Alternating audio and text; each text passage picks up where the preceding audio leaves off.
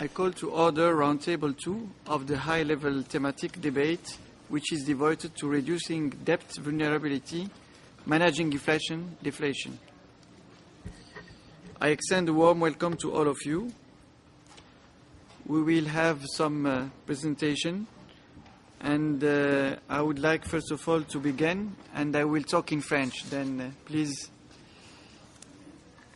Alors, je voudrais tout d'abord vous remercier d'être parmi nous aujourd'hui pour cette rencontre et vous dire que cette rencontre intervient dans un contexte mondial marqué par une crise qui perdure et dont l'issue tarde à se concrétiser d'une manière franche, dans une période d'instabilité financière importante, de volatilité de prix et de crise géopolitique dont l'impact reste difficilement mesurable.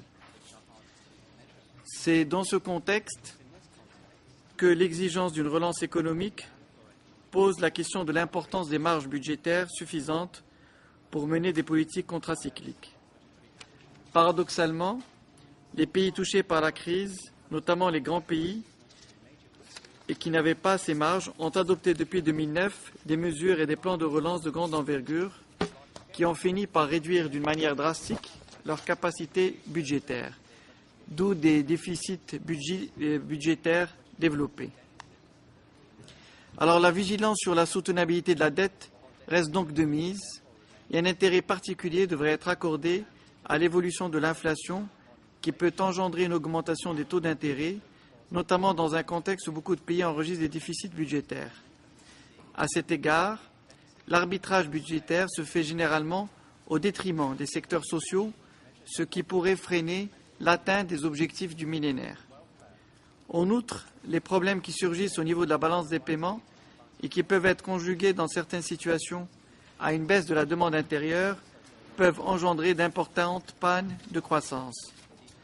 Et à terme, des risques de perte de souveraineté et d'éviction pour le financement des économies peuvent se poser. En fonction des situations, la question de l'endettement interpelle des solutions qui impliquent des mesures et des politiques propres à chaque pays et où parfois des constructions appelant à des degrés divers des institutions suprarégionales, voire mondiales.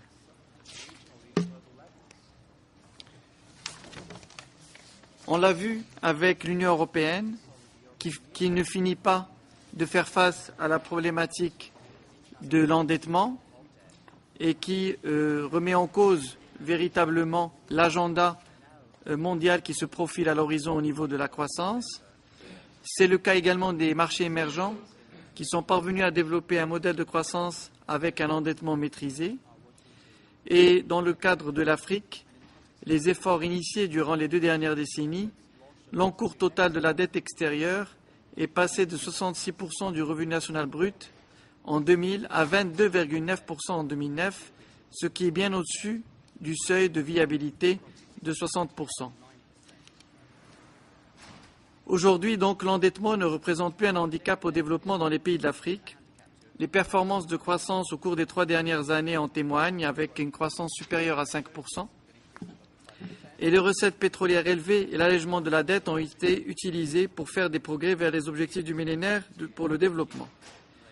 Cependant, beaucoup de choses restent à faire, notamment en matière de gestion active de la dette, pour prévenir un retour à des niveaux d'endettement insoutenables.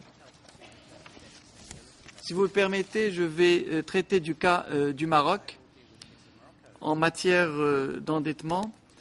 Le Maroc, au cours de ces dernières années, a conduit des réformes budgétaires importantes qui ont permis de renforcer le rôle stabilisateur de la politique budgétaire tout en sauvegardant la viabilité des finances publiques. En dehors de ces dépenses exceptionnelles, la situation budgétaire s'est significativement améliorée au cours de la dernière décennie. C'est ainsi que le ratio de la dette directe du Trésor a baissé de 67,1% en 2001 à 52,9% en 2011, soit un allègement de 12,4 points de PIB. En même temps, l'amélioration des indicateurs de coût s'est poursuivie, avec un trend baissier du poids des charges en intérêt de la dette, qui ne représente en 2011 que 9,7% des recettes ordinaires, contre 17,2% en 2001.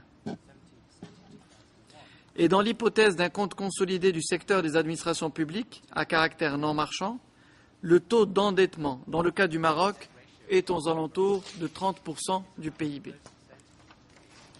Cela est imputable, premièrement, à une gestion active de la dette, à travers notamment la baisse des taux d'intérêt sur le marché financier international. C'est ainsi que nous avons réussi, à travers les mécanismes utilisés dans le cadre de cette gestion, tels que l'annulation et la conversion de la dette en investissement privé et public, au remboursement par anticipation et au refinancement des dettes onéreuses et des swaps des devises et de taux d'intérêt. Nous avons également, à travers développé le développement du marché intérieur de la dette et développer la mobilisation de l'épargne nationale pour contribuer au développement des secteurs non bancaires, avec une forte progression de la part des bons du Trésor à long terme pour atteindre des niveaux importants en 2011.